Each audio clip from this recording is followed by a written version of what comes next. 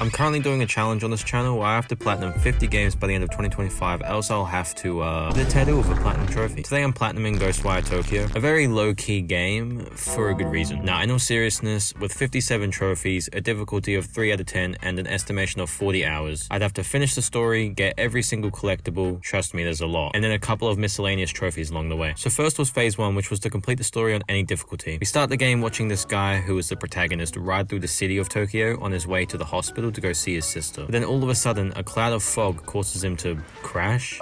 And that's it, thanks for watching. Only joking. We then jump into the perspective of this spirit who looks for a body to possess. But then he sees our protagonist dead on the floor and he just goes inside him. Whoa, pause. So yeah, he wakes up but has an ugly new scar on his face. We later learn this scar is from the spirit who has given our protagonist some unique powers. After an awkward introduction between our main character and the spirit, some more fog rolls in and totally annihilates these people. We survive though because we're just built different. We hide from this spirit parade who's being controlled by this masked guy, who then takes over all the screens in the square and yoinks all the dead people's spirits. Essentially, he's the evil bad dude if it wasn't obvious. Anyway, this spirit wants us to stop evil guy, but main character insists on checking up on his sister. Okay, sorry, I should probably say this guy's name is Akito, the spirit's name is KK, and the evil guy's name is, well, evil guy. So chapter 1 begins. Before we can go check on the sister, we get jumped by a group of Slendermen. This is essentially the tutorial section where we learn to fight using magic from our hands given to us by our spirit boy KK. The combat in this game is actually very unique, as you'll see later. But anyway, we start making our way towards the hospital. Once arriving, I shattered this weird entity. These things essentially fill up our ammo. Once inside, we learn how to use stealth, and by pulling out this guy's core, which in this game just instantly kills them, I got my first trophy, Heartbreaker. Anyway, after fighting a couple more enemies and going through this really trippy section, we reach the sister's room. Basically, she's in a coma and we learn why later. Evil guy got to her first though, and it's revealed that he's going to use her for some sort of ritual. We try to interfere, but then we get put into chains and stabbed. Yeah, we've come close to death twice now. So evil guy kidnaps the sister, who we learn is named Amari, and then we die peacefully. Thanks for watching, hope you enjoyed. Nope, he's still alive. Apparently that blade works the same as Disney lightsabers, goddamn. Anyway, KK over here says he'll possess us again so that we can live, only if we help him to take down evil guy. Obviously bleeding out on the floor, we agree. And then the Akito has a flashback showing us that the sister was nearly cooked like a roast pork. So yeah, we can finally gain control of our character again, and we've now learned the entire plot of the game. Save Mari and stop the evil guy. Then after leaving the hospital, we complete chapter 1. Very interesting start to a game. Anyway, we start heading to KK's safe house because that's where we can begin the search for evil guy. Before arriving, I come across the first of many Torii gates. These are just essentially map unlocks where it clears a portion of the map once cleansing it. Once cleansing the first one though, you get the trophy opening a path. Inside the shrine, I got this relic which got me the trophy Treasure Hunter. This device lets me absorb up to 10 of these spirits to cleanse them. Later on, I would need to cleanse over 200,000 spirits. But for now, I went to this phone booth to clear the device of all spirits so that I could pick up more. This got me the trophy Echoes of the Past. I then pet this dog which got me the trophy Animal Lover. But side quests aside, we arrive at the apartment where it's revealed that KK used to be part of an organization that tried to stop evil guy. How KK died, we will never know. I also pick up this sweet ass bow. Anyway, KK tells us to go to an observation deck to see if we can spot any clues towards finding evil guy. On the way, I learned how to grapple. What is this game? I also cleansed another 2 Torii gates and got a couple random trophies. One was called Couldn't Take the Heat, which was for blowing up this enemy. And I got another one by accidentally clicking the button for the in-game camera, which got me Amateur Photographer. Also, side note, I thought the skill trees in this game were actually really good and helpful. But anyway, we finally reached the observation deck where we use binoculars to scout out clues. We spot this mysterious looking man walking into an underground train station, so I jump and make my way there. Once arriving, I follow his trail until I eventually arrive at this secret room. Before that though, I got this random trophy for ripping out 2 cores at once. Anyway, we encounter this dude who transports us to this boss arena and he transforms into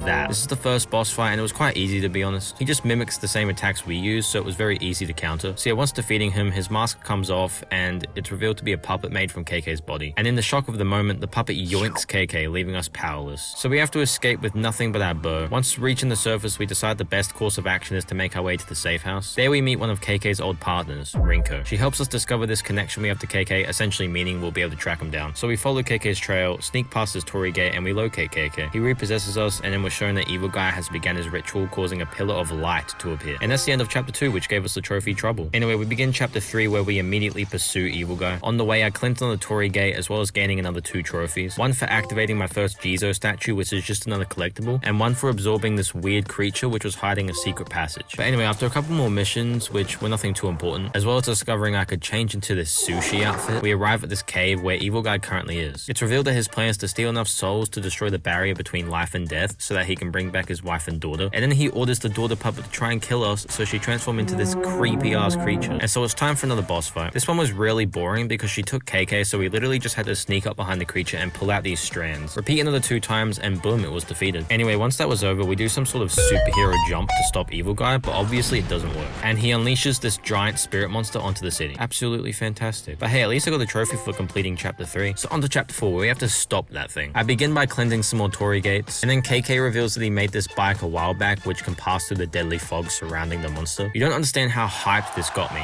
thinking I could ride a bike around the city. So we head to this tower to scout for the remaining parts we need for this bike to work, and after spotting everything we need, we head out to collect each part. While searching this car for a part, we get abducted by this creature who takes KK, meaning we have no powers. In this realm, I just have to use my bow on a bunch of enemies to save KK, and doing so gets me the trophy better together. I agree, I hate these sections. Anyway, we continue searching for parts. On the way, I got a couple of miscellaneous trophies. One was for freeing these spirits from their cages, and I got an accidental DLC trophy, Unexpected Visitors, for killing all newly added enemies. But anyway, we return to the bike and fix it up. At this point, I was so excited to drive this thing. Wait, what? It's just for a cutscene? Well, at least I got a trophy for completing chapter 4. After that massive disappointment, we arrive at the tower where the big shadow beast is. So we begin climbing up. On the way, the wife puppet shows up and turns into this massive spider. Yeah, time for another boss fight. All the boss fights in this game are actually very easy, including this one. Just dodge the attacks and spam your hand magic. Anyway, once defeating her, we reach the top of the tower where Evil Guy is doing his final ritual preparations. He then takes Mari and jumps into the giant monster. So now we're left with fighting the KK puppet again. While fighting him, I got the trophy Master of Blocking for performing 30 perfect blocks. Anyway, with the help of KK, we defeat the puppet and jump into the abyss. This completes chapter 5 and gets us the trophy Severance. Anyway, on to chapter 6. We begin with a very long walking section where we are essentially reliving events of the past through Mary's mind. We are shown the 2 siblings dealing with the death of their parents and how truly depressed Mary was before the house fire. But after all that, we reach this huge door. Behind is our boy Evil Guy. He starts to finish the ritual, but before he can, Mary's spirit appears and chucks him into the void. Mary then officially dies in Akito's arms. Rest in peace. But wait, Evil Guy isn't dead? He climbs out and we have one final boss battle. As usual with this game, this boss fight was very easy. Just some dodges and spamming attacks. Nothing too special. But yeah, once Evil Guy was finally defeated, all the spirits were freed. Akito's parents then arrive as spirits and take Mari to the afterlife? I don't really know, this whole section confused me. And then Akito also walks off into the afterlife, I think. And roll credits. I got 2 trophies, one for completing chapter 6 and another for finishing the story. We also returned to chapter 4 before, you know, we died. So that's the story. Overall, it was pretty good, a very interesting concept, but it was also very confusing for my little pea brain. Anyway, now we start phase 2, which is getting all random combat related trophies. However, I'm going to combine this with phase 3, which is the collectibles. This is just because I'd be getting both simultaneously. So in this game, there are so many different collectibles we have to obtain. Side missions, Jizo statues, relics, lost tanuki, music tracks, investigation notes, audio logs, and much more. As well as the 240,000 spirits I mentioned earlier. So not to bore you guys, I'll just go in order of what trophies I obtained first. So starting things off, I completed my first side mission, which got me the trophy Problem Solver. I then went on a streak of combat trophies. So I got this one for using my special ability 10 times. I got one for defeating 50 enemies with a bow. For getting 3 stealth kills using this bush talisman, I got the trophy A Shrubbery. For killing 10 enemies while using the stun talisman, I got the trophy Freeze Scumbag. And then I got this trophy, which was for killing all of the different enemy types. I still had this red guy left, so yeah, I got visiting hours are over. There's also this annoying combat trophy for pulling 5 cores out at once, but it was very easy to do if you use the exposed talisman, which exposes all of their cores. I simultaneously got this trophy for killing 10 enemies using this talisman. I then got a kill with a bow from 40 meters away, which got me the trophy Sniper. And finally, I killed 20 enemies with headshots to give me this trophy. I still had one more combat trophy left, but I'd have to work on that whilst obtaining other trophies. So then finally I started getting some collectible related trophies after finishing a couple of them. Like for doing all Jizo statues, I got the trophy Pilgrim, and for finding all lost Tanuki cats, I got another trophy. I had to delete a lot of footage because most of it was just completing side missions and collecting for like 15 hours straight. But anyway, after cleansing all Torii gates, I got the trophy Liberator, and for collecting all relics, music discs, and Magatama, I got these 3 trophies. It was also at this point in the game where I completed all side missions and discovered all landmarks for another couple trophies. I also finally reached level 50 for the trophy On the Same Wavelength. I then just quickly knocked out some miscellaneous trophies for staring at the moon, gliding for 10 seconds, getting all food types, obtaining all the outfits, and acquiring the maximum number of this device. I then also finally got the last combat trophy, which was for getting 200 quick purge kills, which are essentially stealth kills. Now it was time for the longest grind of this game. I had to collect all 240,000 spirits with my little device here. This trophy actually states to transfer at least 100% of the spirits in the city. What do you mean at least 100%? Anyway, basically this took me a good 5 hours straight of running around the city collecting every spirit I'd see. So along the way I got trophies trophies for getting 25 and 50% of all spirits. And then finally, after the worst collecting experience ever, I got the trophy Salvation for capturing at least 100% of spirits. I then had to complete the last 2 chapters again now that I had obtained 100% of spirits. I think it's a different ending, but I don't really know. I just skipped all of the cutscenes. I was so over it. During the last 2 chapters though, I found the last audio log for a trophy, so that was nice. And then once completing it, I got the trophy Hero of Shibuya. I then just had a couple more trophies left to obtain before the platinum. I finally collected all prayer beads and talismans for a trophy each, and I got all skills in the game for the trophy Mind and Body. Then for some reason, right at the end, I had this stupid RNG based trophy where I had to pull this unlucky stat boost that has a 1% chance of happening. What the fuck? I sat here for 30 minutes straight reloading my save until I finally got it. Like seriously, what was the point in that trophy? But finally, I donated money to this box to finally achieve the last trophy as well as the platinum.